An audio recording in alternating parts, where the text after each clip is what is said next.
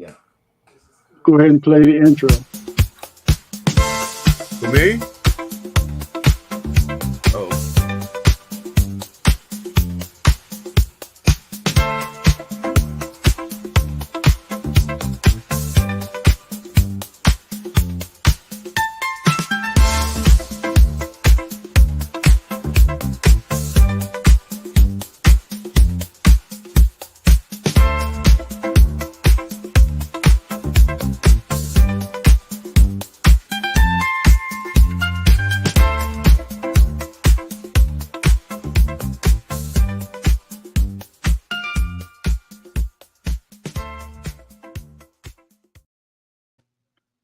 Well, good morning, everyone, and welcome to a portion of Coffee Talks morning show.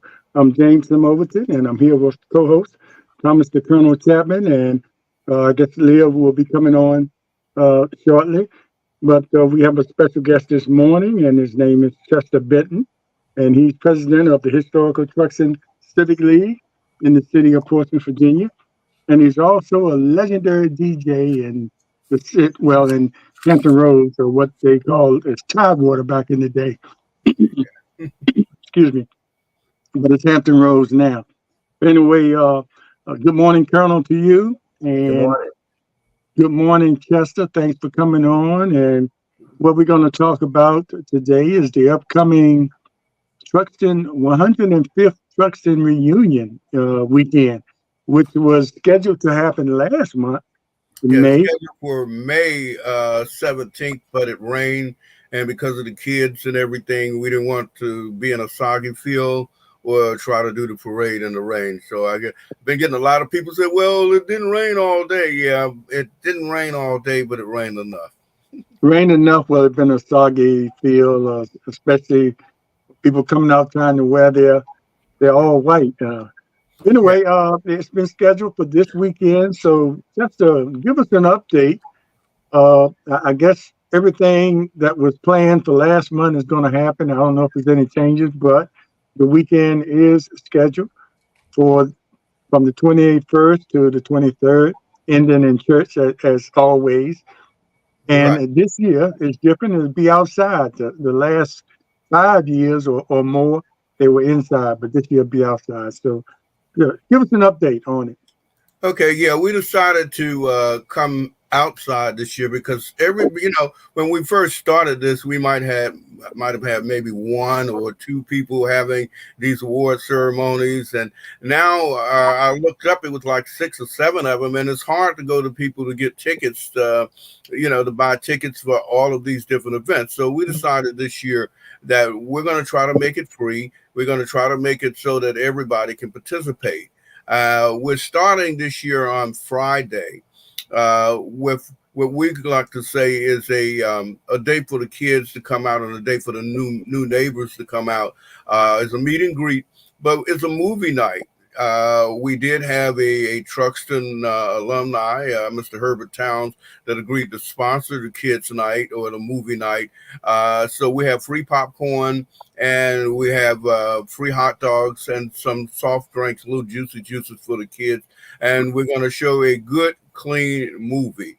We have a DJ that's going to start at about 5 or 6 o'clock so that we can do the meet and greet. And then as soon as it gets dark, of course, we're going to bring cut on the movie and the kids will be able to watch the movie. You can watch it with the new technology. You don't have to have the thing hanging out of the side of your car. It's a certain FM channel that you can tune in and you can listen in your car, but we do have speakers that if you want to sit out on your lawn chairs, you can sit out on your lawn chairs and enjoy this great movie. On Saturday morning, the parade, the lineup starts at 7 a.m. So the parade will actually start at 9 a.m. It's the same route that we've been using for 5 years, Jim. Even though I want you in the parade this year, we're going to pass by your house so you can wave at your house when you go by. If you ride through the neighborhood, the signs are already up telling the route. We put the signs up. The route is that we start at Truxtun School. We come across Down Street. We follow Downs around till we get to Armstead. And then we go around Armstead and come back to Astor Street. And then that's when we pass your house, Jim. And then we go to Magnolia, make a left, and come all the way back to Portsmouth and back down Portsmouth Boulevard. The parade is looking pretty good this year. I got about 25 or 30 units. I got motorcycle clubs. I got car clubs. I got dancers, and so it looks like it's going to be pretty good. On Sunday, church at Mount Carmel. That's at 10 a.m. After that, we're going to do what we call a seniors luncheon. So we're looking for people 75 and older. But if you want to just come on out and hang out with the older folks, you can. That's going to be a luncheon. That's going to be from 12 to about 1. And then at 1 o'clock, we're going to do a gospel concert and conclude the weekend at about 4. The only change is that our award ceremony, we were going to do that in the evening at 7, but we decided that we'll move that from 5 to 5 o'clock. So that will go from 5 to 7. And we will do the We Are One Michael Jackson tribute show. That will start immediately after the awards, because we didn't want it to get dark on us, even though we're working on lighting. But we didn't want it to have people out there, especially the older people, when it starts getting dark. So we figured that by 7 o'clock, the sun will still be out. And if they want to leave, they can leave. If they want to stay out and enjoy the festivities, they can. So is the Friday night, is that's still an awards? No, I mean, not awards, but is that still a white party? The white party is Saturday night. Okay, and that would, and the reason I'm asking, because say if somebody comes out early during the day, because I know it'll be a period earlier, I guess after the luncheon. Yeah. That period from 1 to 4, where people, that will be that'll be a lot of people coming out and just seeing each other. We're not mandatory with the white. What we were doing with the white was trying to make sure that we had a good photo op. Okay. We wanted to make sure that. So if you don't have white, and I know that you're going to be out all day, then wear what you wear. But we were trying to get that for a nice photo op, because the most important thing about these events is that we're trying to record history. We're getting older. I'm in my early 50s, 60s. We're getting older, and Truxtun has a great history. And we want to make sure that we document this history in videos, audio, print, any way that we can. So pictures, videos, photo ops is very important, because it's very important to tell a story. For the last, and I just realized this, I've been researching this Truxtun event now for going on 20 years. And you're still finding information, right? Finding new information. I'm still finding new information, but it is so hard to find any information on. We had a family, the Johnson's family, Luther Johnson, William Johnson, Hattie Johnson, who owned the whole corner from Frederick Boulevard to Deep Creek Boulevard. They call it the Triangle. And as I searched for information on them, there's nothing. I went to the public library. They sent me in the basement, and they gave me a white folder with about 15 or 20 pictures in it. But I could not find anything on these great people, the Johnson family, that own all of this property, the great entrepreneurs of Truxtun. I was looking for the old Cobb house, which was torn down. Mount Carmel purchased it and tore it down, having no idea the value of the Cobb house. And that was torn down. And that was going to be the Truxtun Hospital. Dr. A.C. Johnson was going to build a hospital out there. He couldn't get the funding together, but there's not even a picture of the house. There's no information at all about that. The greatest information, when John Carey was the historian, he introduced me to a lot of things when I started reading his history. But when you go to follow up on that history, it's nowhere to be found. So I've been spending a lot of time digging. I've called the state of Virginia. I'm trying to find the young lady over at Norfolk State University. They said that she might help. I've been with May and them and talked with them, and the history is gone. I can't find a picture on the Johnsons. I mean, it's frustrating, but it's still educational. Yeah. I guess you're talking about Newbie Alexander from Norfolk State, Yeah. Uh-huh. who's the historian of this area. Great. That would be a good choice if anybody can find the information, she would be able to. And it's important to find all that information now. You know, we don't want a certain faction just taking away our history, you know, or taking our books out of the library before we even write them. Right. You know, Well, before we even get it.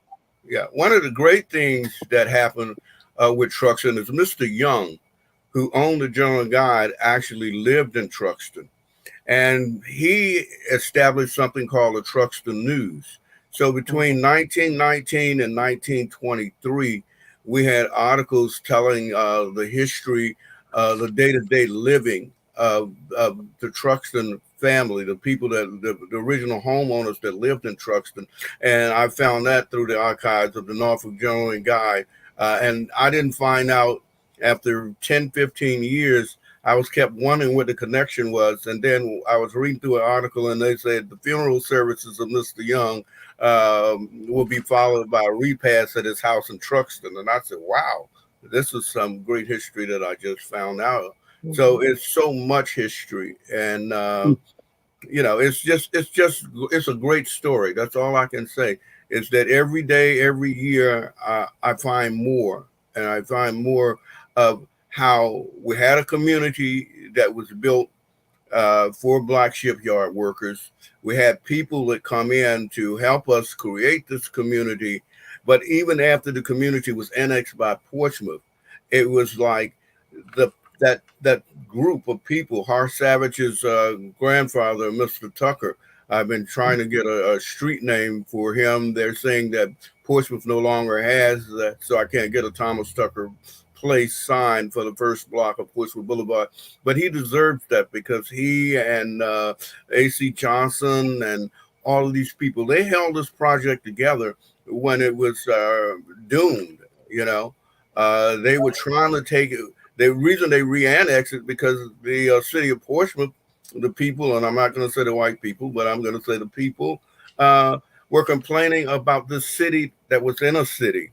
And this city was doing well. They were paying their taxes. They had the Truxtun School. They had the Mount Carmel Church. They had their own sanitation department, their own police department, and it was just working so perfectly. And with Craddock, although that was the first, they were having all of these fights in Craddock of trying to keep that community together. The Truxtun community was ticking like a clock, as the old people said. Just, I want to ask you this before the other co-hosts get in there. You know, I know it's important. I know you encourage other communities to come because this award thing started in the 90s.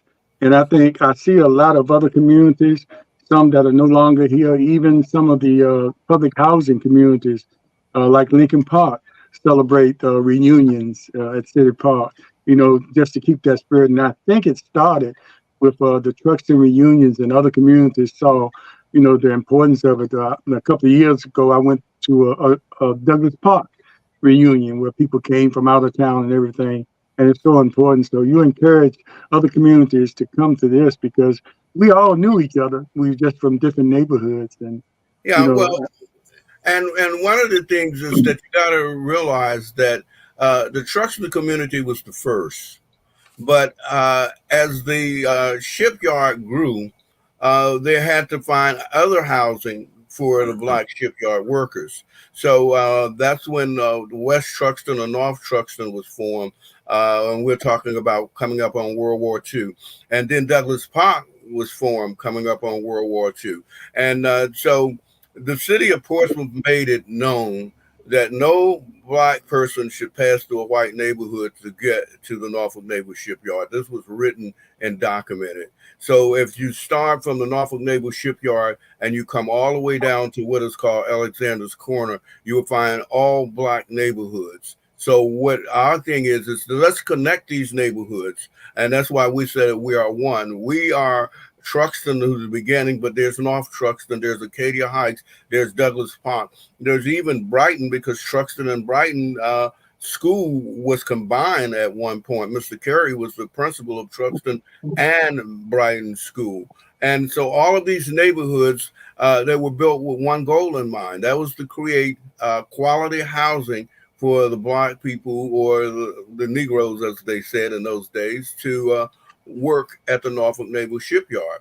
And one of the things that we're finding now is that through that job, I mean, that having those jobs at the shipyard that were secure, that they were able to raise their kids. So now we're talking third and fourth generation families, and a lot of those families, the great grandkids or the grandkids never lived in Truxtun, but they still have their roots in Truxtun, and that's why we're establishing an ancestry award so that we can recognize some of those people whose roots are in Truxtun, but they never lived in Truxtun. So we just want to keep this spirit going because it is great.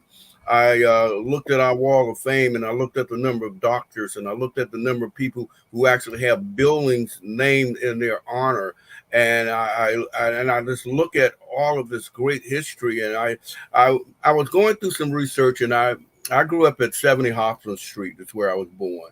And I started going down that street and say, wow, who are my neighbors? And I looked at Lula Mae Price, and I looked at her husband, who owned their own business. I looked at Lady Miss Bell, stayed across the street from me, who had an educational kindergarten. I looked at the Atkins family, who Floyd Atkins Jr. Was a doctor, a head of heart. They call him chief. He was the chief heart surgeon at a hospital in Massachusetts. And when he passed, they actually named the wing after him. I look at my brother, who had several paintings, who still has several paintings hanging in the Pentagon. I look at the Cox family, and I'm talking about one block, maybe 50 houses on the street that I grew up on. So, you had your teachers. I stayed next door to the Mount Carmel church where the pastor lived, next door to me. And so it was hard to be bad because everything around me was good. Yeah. Co-host? So we're getting ready. The weather permitted to have a great weekend. One of the problems that we're facing is we did not sell any tickets this year to cover the costs, and the expenses are getting there. So we do need vendors to come out. You can rent a space for $75. Pitch your tent, just have a good time, because we do, as we get down to the nitty gritty, as they say, we do need some extra funding because we want to make it sure that we do it right, and we want to make sure that everybody has fun. One of the things that we hadn't had the problem with before was security. But now, in this day and time, we're going to have to fork out some money for security. I usually have volunteers to stay out all night to wash the equipment, but I mean, we can't, in this day and age, you can't have volunteers. You got to have, real policemen out there at night. Chester, let me clear up a question that some people had. You mentioned about the vendors for $75, and I think at one time the message got mixed up where people coming, families coming, had to pay for those spots as well. But that's not the case. The $75 for the spots, that's just for vendors only. But families and groups from Truxtun can come and set up. If you are a civic organization, if you are a church, if you're a family, at one point we were going to try to get some from the families to help with the cost. But I mean, right now, what we want to do is that we just want to have fun. We'll find a way to cover all of our costs. We just want people to come out. We want a full field. We want people to ride down Portsmouth Boulevard and say, what is this going on? We want to take time out to recognize the achievers from Truxtun. We found out that when we integrated high schools, two of the members of that's receiving our awards and going into our Hall of Fame were two of the first Blacks that went into Craddock High School. One, Mr. Clarence Mitchell, has succeeded all over the world as a trumpet player. He started out at Craddock High School, seating first trumpet, and he moved out to the state. He went to Temple University. The other is Mr. Lawrence Cox, Milton Lawrence Cox, who has a book out talking about the times when he was the first Black drum major at Craddock. So we have those two. We have Notley Baker, who has been a pillar of our community. She's now a national entertainer in Atlanta. So she will be receiving an award. Then we're having awards for our hard workers. You know, there are workers that work constantly. And I started looking back at the people that are participating this year. Some of them have been working with us for 15 years. So we're going to recognize those hard workers, including Elvira, who took over the Wilson Ward Civic League after you. And we want to make sure that they're honored. The other thing that we're doing is that in February, we do what we call a historical walk. And so we have now with the technology, I have been doing the walk and narrating, but we're finding that as we continue to move forward, that we thought we were going to have our first panel, but it's taken longer to produce than I thought. But with those panels, it will have a QR code. And when you come up to the phone and you click those panels, it will tell the story of the people that's on that particular panel. So we will have panels throughout Truxtun. First ones will talk about the Truxtun School and the original Wall of Fame. But as we go down and we set up one on the corner of Gwen Street, we'll talk about Mr. Freddie Drake and Leah Drake and the people, the Pattersons and all of those. When we get down, Leah, okay, James. The lady that used to put a blister on your transistor. As we go back, but we'll have these markers all over so that when people come to take a historical walk through Truxtun, all they have to do is have their phone, and probably as later technology, they might not even have to have a phone, and it will tell the story. So we will, when we put one on the corner of Magnolia, and we have to clear where we're going to put them in the city, it will tell a story about your father.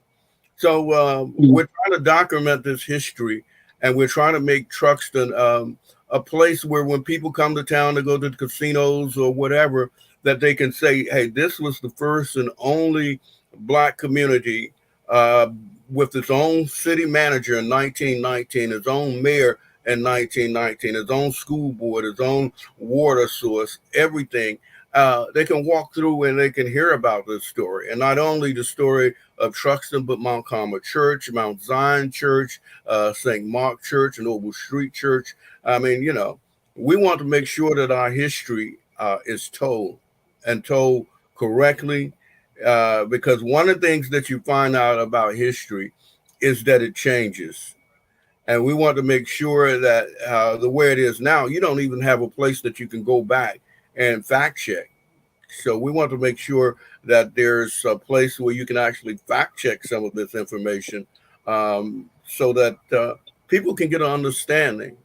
Our character comes from the character of our parents and our grandparents. There were certain things that we were ashamed to do or we were afraid to do. And that character we try to instill into our kids, but they don't have that role models that we had. Like I said, I had 15 role models on my street, and I didn't even go into the other block with Lucy Overton and John Kerry and all of those. This is just Hobson Street. And, you know, we go to Portsmouth Boulevard, we talk about Mr. Kerry and Miss Gray. I mean, so our teachers lived in our neighborhood. You know, our mentors were our parents and our next door neighbor, because our next door neighbor was an extension of your parent. I tell people that when I was a kid, you couldn't play hooky from school, because if you walk from the corner back to your house during school hours, by the time you got home, your mom would have 10 phone calls, because everybody would see you, want to know what's wrong with that boy, why that boy ain't in school today, you know. So hey, Chester, let me let the co-host ask a question. You know, the old saying is Don't give a mic to a preacher or a DJ. That's right. Never give it to a DJ. Even though we appreciate all the information you give, but I want to give a co-host a chance to ask some questions in there. But yeah, and I was just joking about that, but I was for real too. But anyway, go ahead, co-host. Colonel. Go ahead. Well, good morning. Well, DJ, you might have to keep talking. Huh? You might have to keep talking. Doesn't look I've been talking for 55 years, so I can't stop. They keep passing the ball. They keep passing the ball. I know. I was trying to go ladies first, but yeah. Good morning, Chester. Good morning. How are you? Oh, every day's a good day. But it's interesting the way you talk about, having this big grand reunion, and I know you hit little pieces of it, but I think the American public, just not the city, needs to understand, one, how did Truxtun come about? And the history dates back into World War I, where the federal government, poured in all that money to, like you say, have housing for the Black workers that worked at the shipyards. And but right after the war, they sold that off, and then because segregation was still alive and well way back in them, so you had an institutional segregation from the federal government still in play up until the time when Eisenhower desegregated the militaries. And then you mentioned, was it your uncle was General Benton? Am I correct? Uh-huh. Yeah, your uncle, he was doing his service. And then I'm thinking, you know what? When he was, and this is another little small tidbit, but when he was stationed in Hawaii at Schofield Barracks, I was a young E4 working in the dental clinic at Schofield Barracks, and he lived one street over from where I worked. And he was a lieutenant colonel at the time. And I remember, because I remember his house and where he lived, because there were only so many African Americans serving in the Army that have reached that age. And there was a Colonel Richard Addison that lived down the street that I befriended, and that I've kept up with all my life until he passed. And so, and he introduced me to a lot of the, exposed me to, the other Black officers there. But there was only a handful of them at that grade in the Army. And then to see him rise through the ranks to make it up to 3-star, it just brought back memories of, his service. And I like to thank him for his service, for what he did for this country. Only fallback is he was a registered Republican. But I won't hold that against him. He had to do what he had to do to get ahead. So I like to say thank you for getting this historical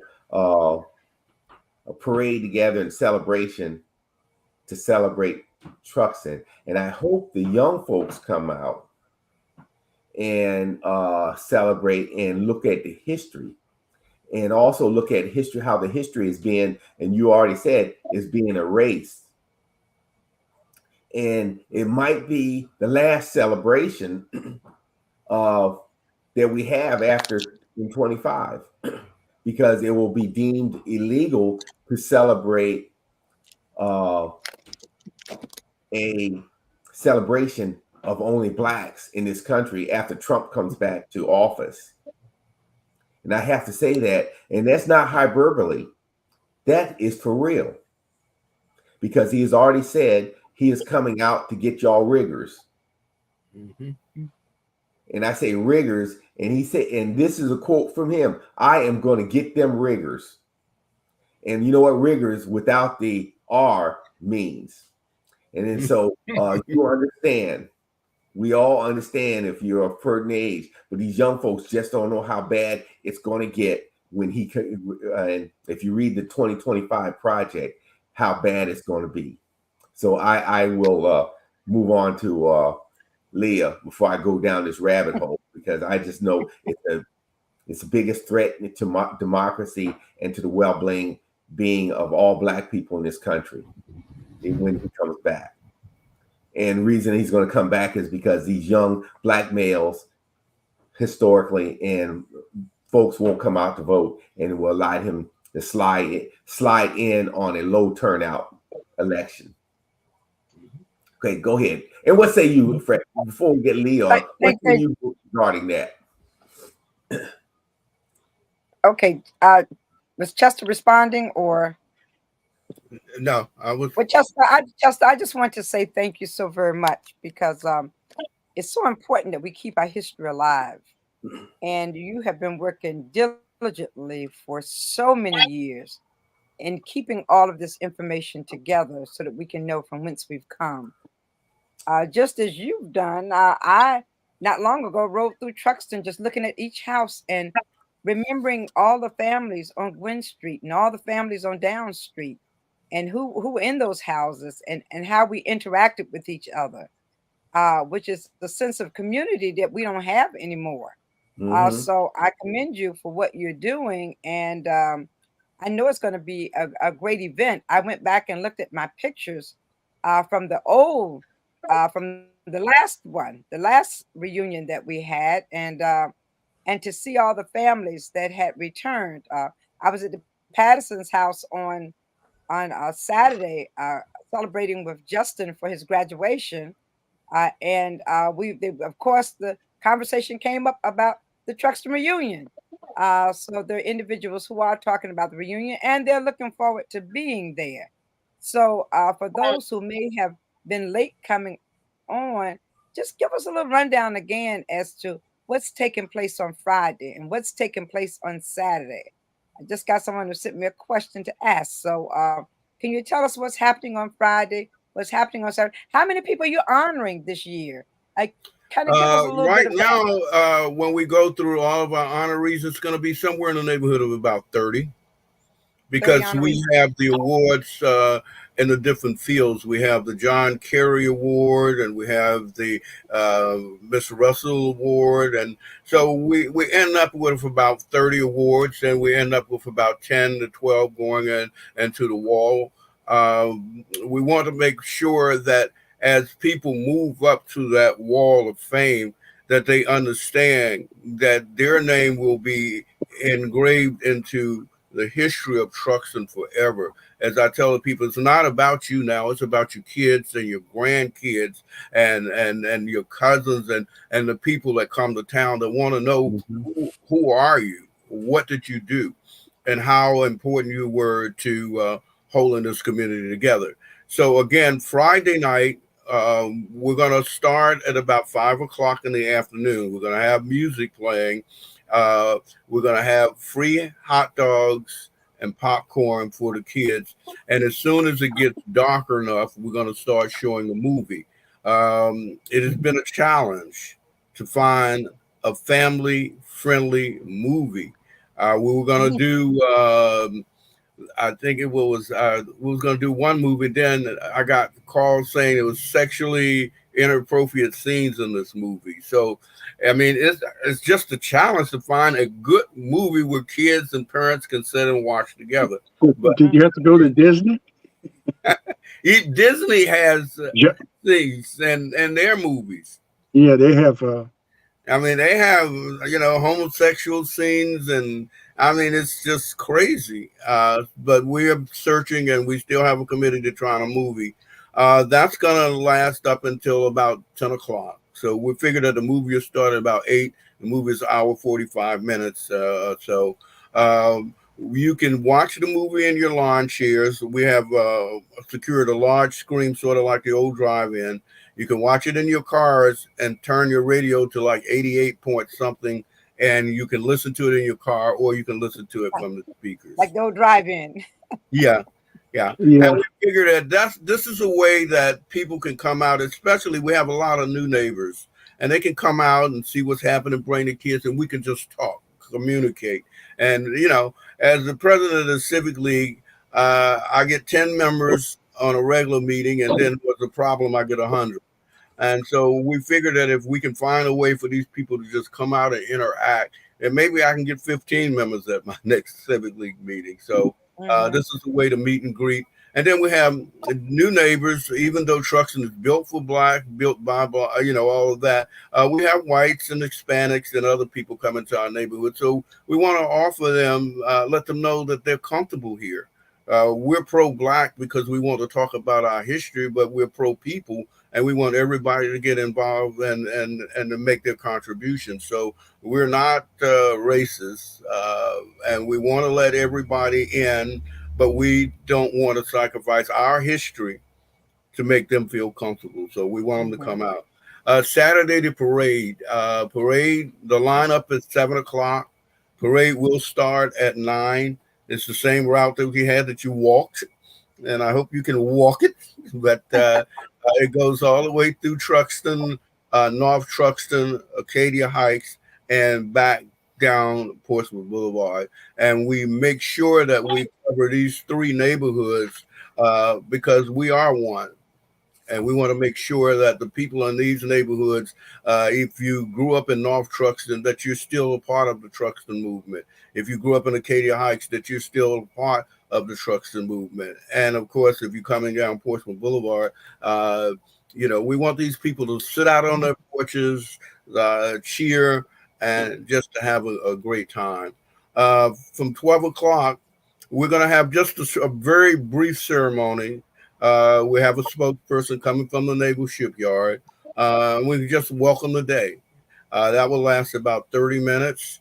I was hoping that we have our historical landmark sign that was torn down in a car accident. I've been back and forth with the city to get it up. They got the brick portion up, but they don't have the monument, the thing that goes on the inside, the plaque that goes on the inside. You meet with the city today. I'm hoping that is finished. And if that is finished, then we will relaunch that. We will put that in. And after the ceremony, we will come in and take pictures of that being replaced. From 12 o'clock until just a great time. The vendors, the families, everybody come out, have a great time. 5 o'clock, we're going to do the award ceremony. That will be from 5 to 7. We moved that. We wanted to do it at night, but, things are different now. And we want to make sure that people come in and out and don't have to worry about any problems.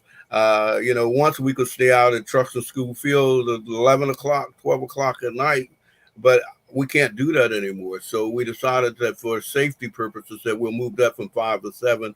However, we will have the concert at 7 o'clock.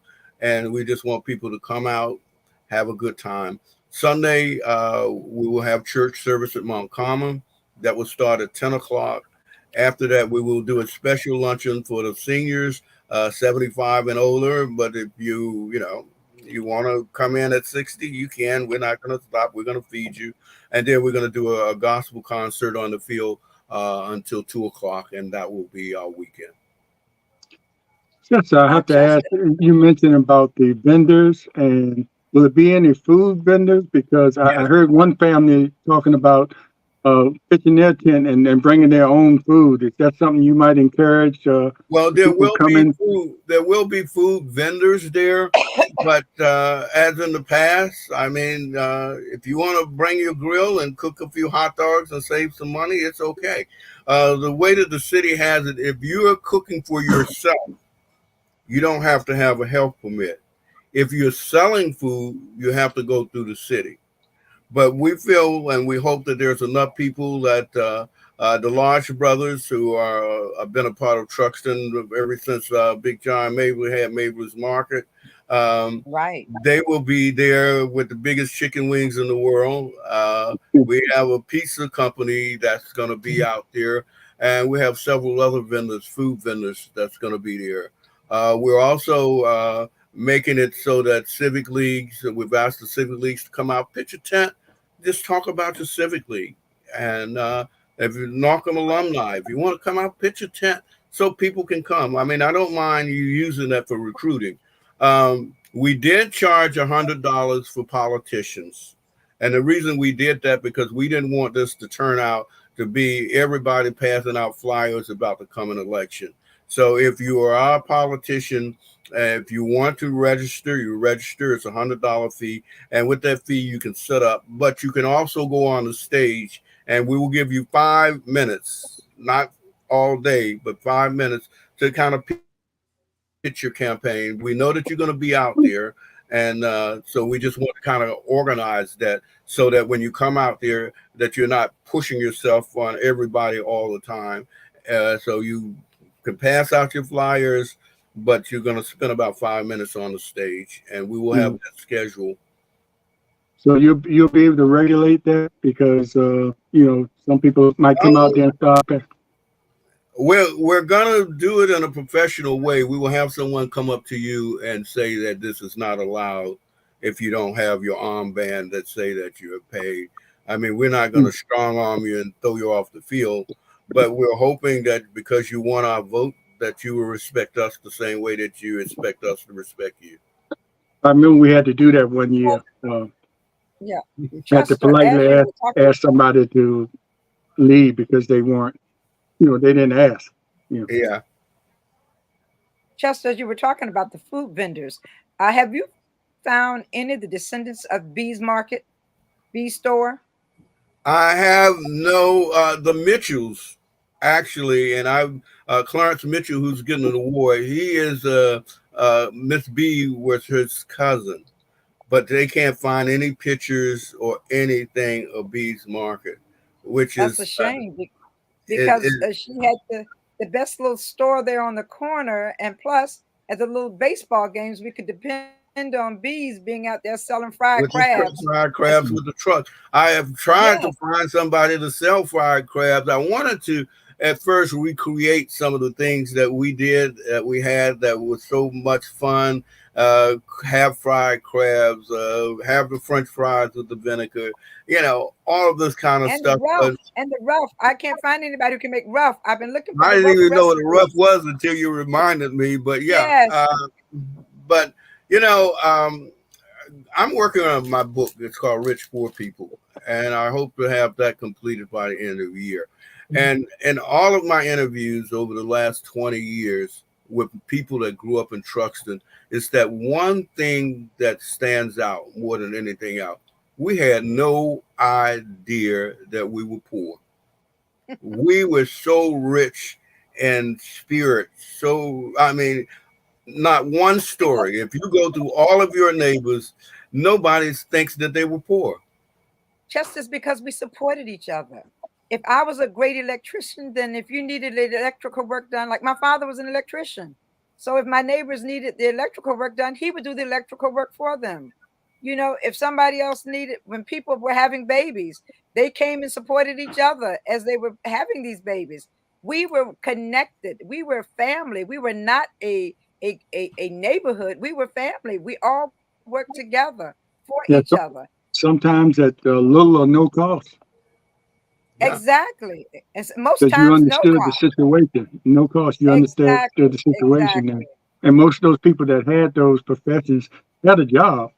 So, sometimes they could volunteer, or they would volunteer their services to their neighbors. Exactly. So I want to ask you this, and because I want you to have a little time, because this is African American Music Appreciation Month, and I want to have a little time for you to say something about that. But all the history that you have compiled over the years with all the awards, and at one time we had a group, we were working on trying to build or have a building for a museum to store all of that. Is that still maybe a possibility? It's still a possibility. We're trying to make a connection with the Key Road School. Because that building is there as the Olympic Sports Club, but we're trying to make a connection so that we can house the Truxtun information along with other information in that building. That's a historic building, even though it was Norfolk County at the time, but it's sitting there and it's not doing anything. And that could be a start. Yeah. They're not using it at this time? No one is using it at this time? The Glenn Olympic Sports Francis, Club is using it, but they're yeah, kind of Glenn Francis not has as a active. contract, but it's nothing in there. It's not doing anything. Mm-hmm. And it has enough land that if we get the right grants, that we can build back and we can put other things in there. You know, I've been down to the Colored Museum. The Colored Museum is not large enough to do what we need done. You know, we No, have, we would need that whole building with all the history that's yeah. Benton So Powell so and we're all the. looking at putting something together where we can build back and basically tell the story not only of Truxtun but Brighton and Douglas Park, that whole black community that was built for Norfolk Naval Shipyard. Um, Talking about something that you talked about earlier, Colonel. Let me go back and tell you about why Truxtun was built.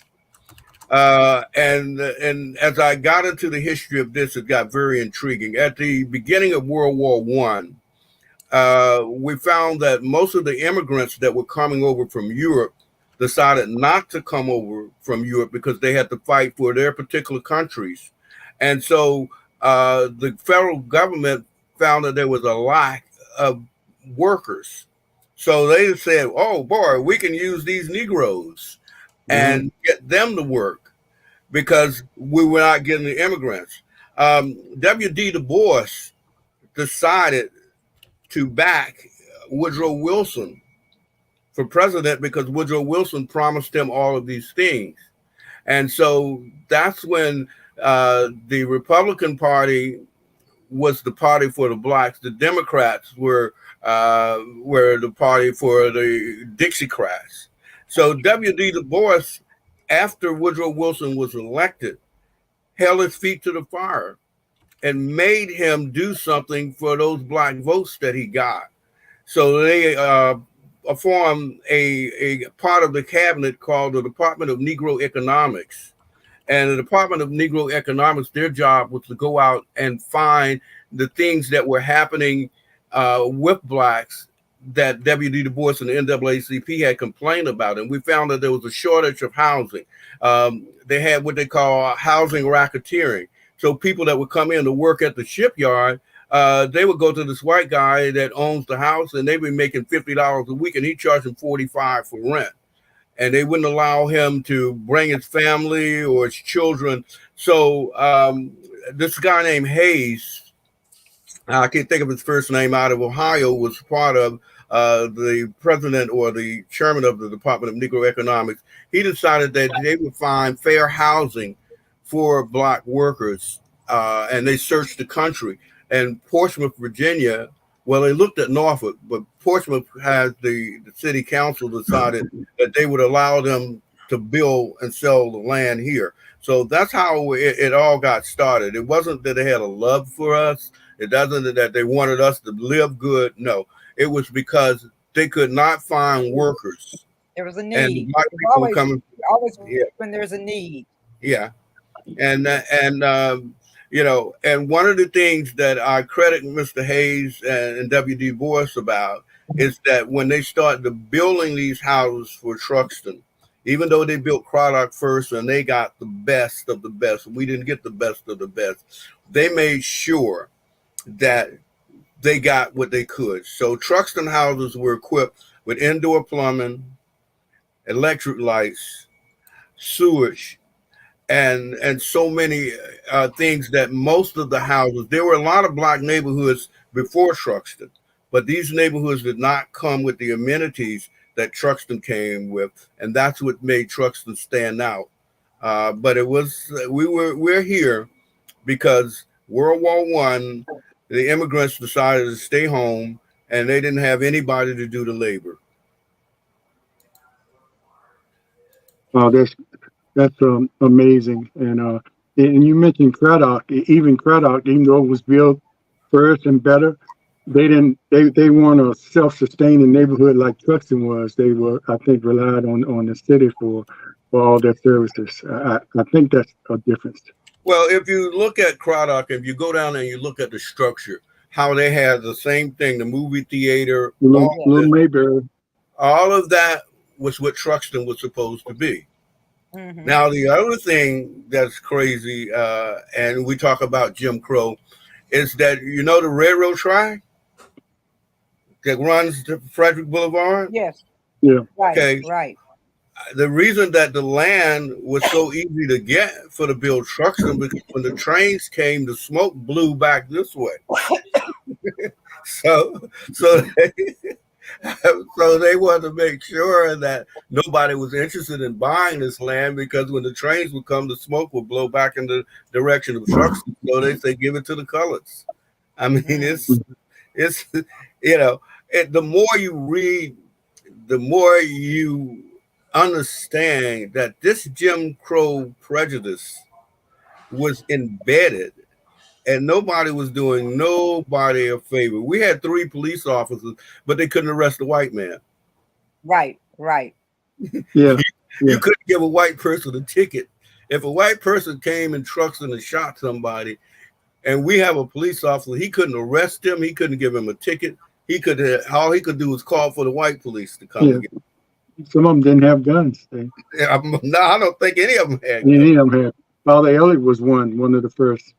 Yeah, That's so right. so I tried to avoid showing the prejudice, but I mean it's there. You can't whitewash history. Yeah, You cannot whitewash history, and that's been the problem throughout the ages. Is the certain part that they don't want you to know, they leave it out because it makes someone feel bad, But sometimes you have to feel bad, but you have to acknowledge history as history is, Mhm. and that's the whole principle of Sankofa. Sankofa, it means go back, retrieve your history, all of your history. You don't leave any of your history out, but you bring the best to the present so that you can move forward to the future. But you still have to know about the bad portions of your history. Yeah. You just can't and leave it out. It's all a part of history. And Colonel, appreciate this. It didn't all start out of the goodness of their heart, especially when you talk about President Wilson being involved, one of the biggest racist presidents around. So even back then, it was for political reasons, but we benefited from it. It was political reasons on the white side, but we as a community benefited. Came from a need, James. It's always the case. Like you said earlier, it came from need, and that's the need. only reason. Yes. But yes, that's the only reason. We took that need and that political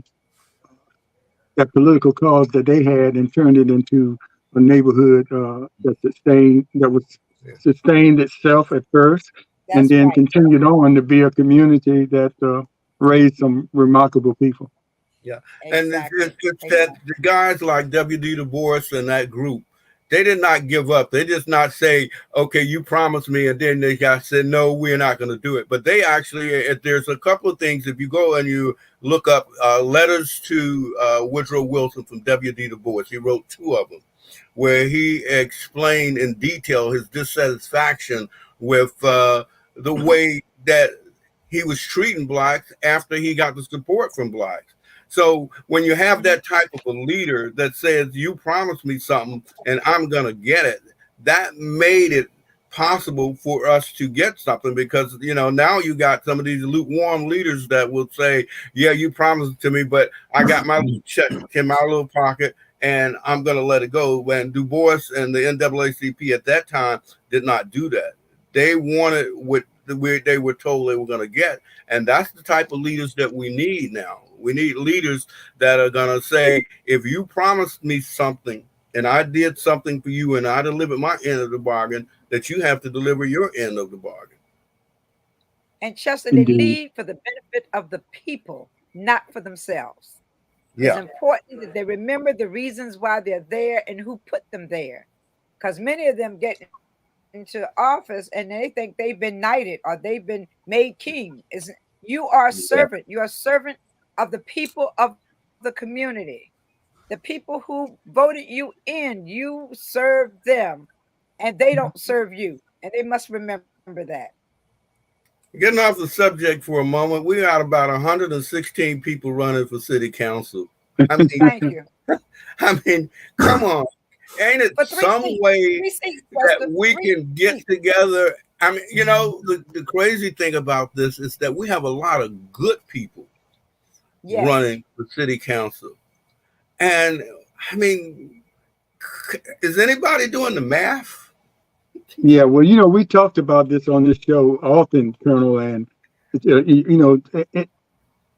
respecting the people's right to run, but how we, like you mentioned, some good candidates can get, uh, you know, pushed out of contention because other people are running that might take votes. Most people can run and get a certain amount of votes, and that's all it takes in a slow turnout to put somebody away. You get 50 votes. So, and we do this every time. And think how it's going to be next cycle with the salaries double. The Yeah, the salary salary. Some people might be we're going really going to run now. for the money. Yeah, And I read I heard somebody say, and I agree with it. The councils, throughout the country were created, mostly for people to volunteer their services, and if the pay was supposed to have been a stipend, Yeah. to help them, not a job. And I guess in some jurisdictions it is a job if you're full time, but most of the time it's a full time mayor and everybody else is part time. But it is what it is. But we really need to think about it, and we don't have those groups anymore that sit down and talk to each other and say, why don't you wait your turn? That's a bad word. Right. And say who, James, or figure out who has the best Figure out, chance of you winning. know, we don't have an James, agenda. We don't have but an Chester, agenda of how to make that, Truxtun better. I mean, Portsmouth better. but just Chester, that's how it was when Lucy Overton was living. You would have to go and sit in that chair in Lucy Overton's house, and you met with a group of individuals, and they would tell you, you're a good candidate, but today is not your time. In order for us to be successful, you need to wait until the next time. Mm-hmm. But But you don't have that respect for individuals people anymore. That frown on respect is that not now. there for the people who They were frown there on to that create now and the call it a circle or a certain group, and not really thinking about exactly. the group has the best interests in people's, in the people that they try to put out there in mind. Nothing's perfect, but it does make sense to get together and talk about, okay, how much chance do you really have of getting more than Exactly. 3,000 votes? Exactly. In a city that has 60 some thousand Yeah. voters, but only 20 to 40% people vote. Yeah.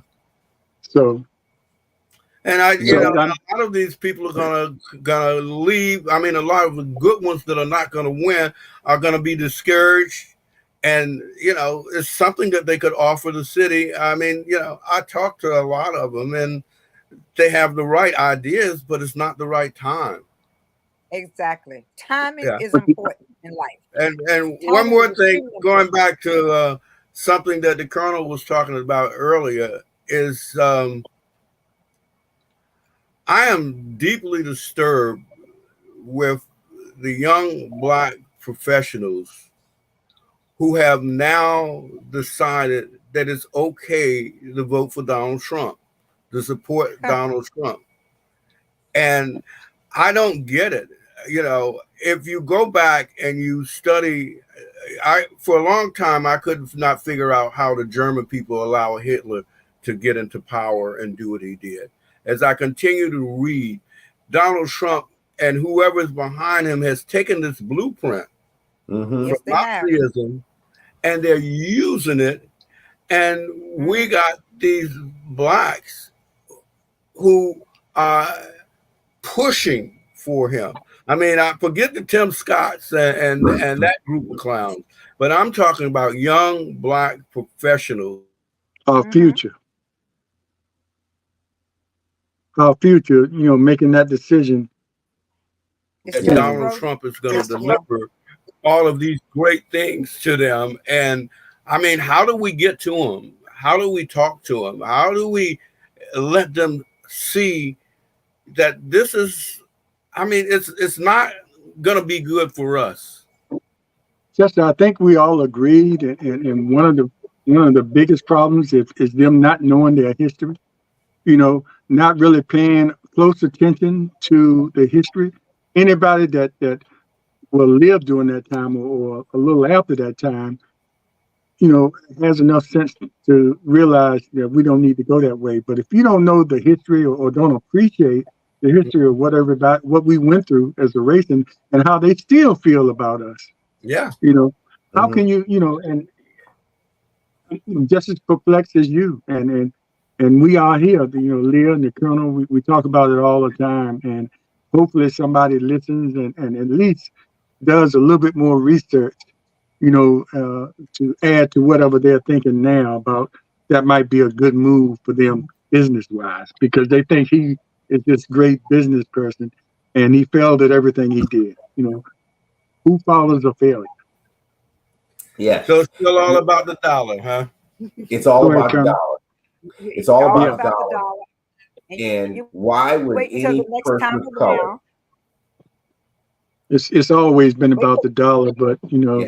it's more Because like right now, people are vying for positions. They're planning to run for office, not because they're looking to serve the needs of the people, but they're looking for employment.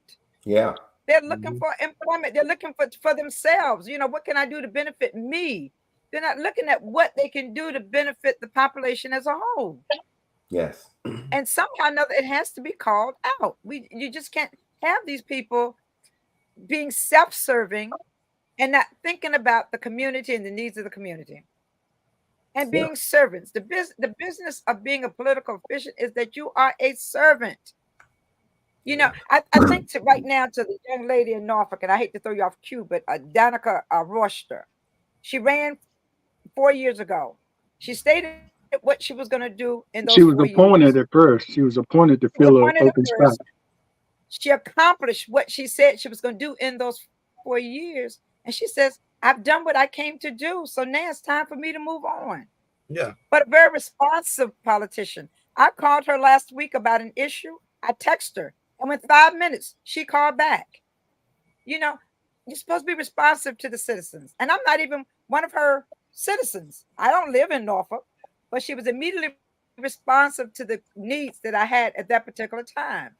But that's politicians supposed to be a servant to the people, and you're supposed to be ready to serve the people, answer the questions that the people have for you. You don't avoid the citizens. You work for the citizens, and you must serve them, and not yourselves. And Leah and Chester and Colonel, as we talk about, the politicians that might show up this weekend, I encourage you, if you get a chance, this is a chance for you to do a one-on-one with them, and don't let them get away with and don't ask those those questions that are important about giving more money to the schools and economic development. That's good. That's something that every city has to put forward. But ask about your particular niche, your particular community, and find out what they know about how city government works. This is how you're going to eliminate some of those people that are running that probably should take a little bit more time to get more polished before they run. Ask those questions that you think your leaders should know. Hello. And ask them to their face. Ask them to their face. And James, do you have a those vision? other things can come later because everybody has an answer for that. I want to give more money to the schools. Yeah, that's a given. That's a given. But James, do you have a true vision I lost for the the audio. city? We don't have any. We don't have any visionaries. When you look at Suffolk, you look at Norfolk. Where are the visionaries? Where are the people who have a vision as to where the city is going to go, how the city can prosper? You don't have the visionaries are not there. Chester, you lost your audio. You can't hear. Chester, I heard him say he lost his audio, but anyway, well, we about out of time anyway, so we covered. I wanted him to at the end because sometimes people just come on at the end. But let me. I see some people. Carol Carter, who was formerly Carol Smith. She was the daughter of the Smith Fuel, man, and a good friend of mine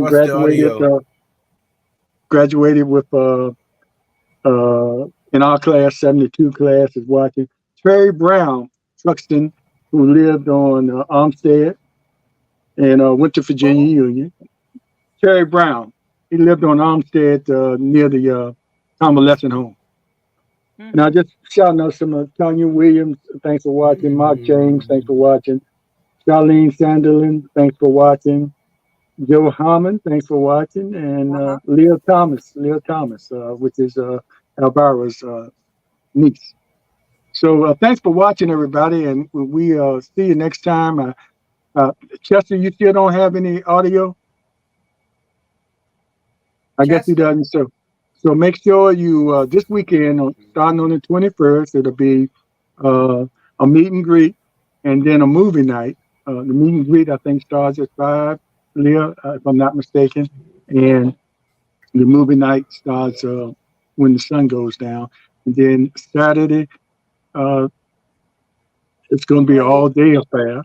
The parade starts, what time? 9. 9 o'clock. Starts at 9. At Truxtun Field, Truxtun Field, I guess. Okay, then it goes on from them and different activities. We want to make sure we put the information out on Facebook and probably, hopefully, on our YouTube channel. It's just a week left to go, so you still have the opportunity to plan to be out there. If a family wants to pitch a tent, and if you want to bring a grill and cook for the family, you can't sell anything unless you have permit from the city or the health department. But you can come out there and pitch your tent and your grills and sell for. Yeah, we heard you, Chester, but for the event. So only the vendors will be paying for their spots. So it's not the families. That's $75 for vendors. He said spots are still available as well. Right. So come on out. Sunday will be church service at 10, and then a gospel program after church. So thanks, everybody.